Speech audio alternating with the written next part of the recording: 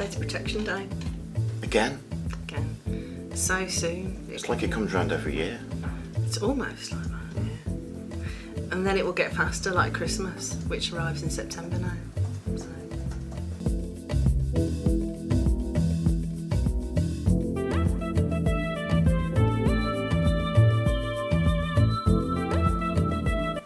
But yeah, but it's not just Data Protection Day, it's Data Privacy Day as well.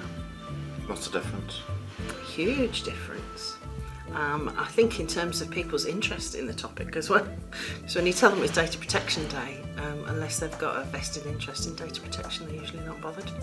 But when you talk about people's privacy, they have got a very different take on that. So it's a much more personalised angle to it when you start talking about privacy, because it is about each individual's privacy, where I think data protection is seen very much as only being a corporate issue. Yeah, it's definitely viewed as a corporate thing, and I think sometimes in the content that comes out around Data Protection Day, that's sometimes reflected as well. But data protection is about respecting the rights and the freedoms of the individuals. Yeah. Although the onus is on the corporates, and by corporates I don't just mean private sector, but all organisations. The onus is on them to get it right, but it's getting it right to protect the rights and freedoms of the individual.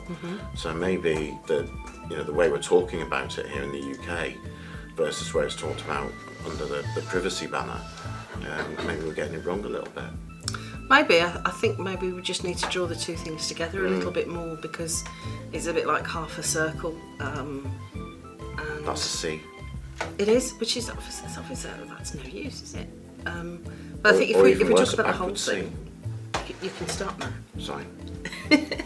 But if we're talking about both areas, we're talking about data protection and about privacy, then people will make the connection that it's their personal lives as well. So there may be stuff that you have to do at work because it's part of your job, to make sure that you're upholding data protection policies within your organisation.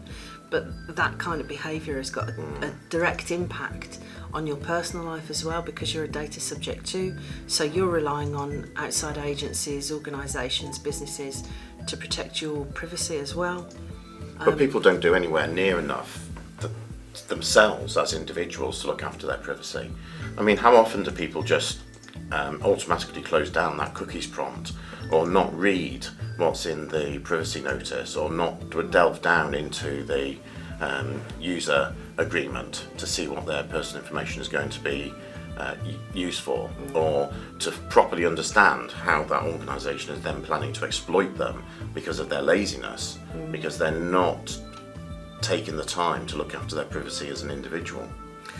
On the one hand, I think GDPR did an awful lot of good in acquainting people with their rights, with their rights as a data subject, which is tremendous.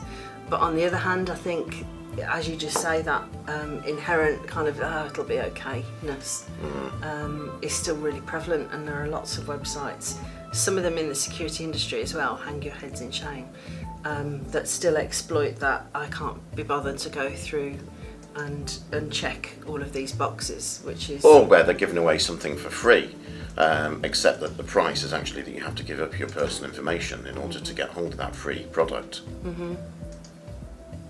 Yeah. So still that connection is still not being made between the two things, between data protection and data privacy. So I think if there are any kind of message that I would like to get across on Data Protection Day 2022 is that it's about privacy as well. It's not just about data protection, because it's about how you behave and how others behave with you, because we're all connected. And if you want organisations to respect you, you have to respect yourself, and you have to stand up for your rights first and foremost. Yeah, stop using the websites that demand access to absolutely everything in order for you to just use it. Don't stand for it. We don't do that with Advent, do we? No. You can browse perfectly, happily and privately on our website.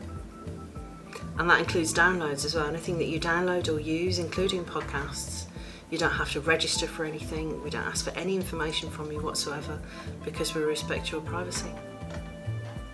That's the right way to do it.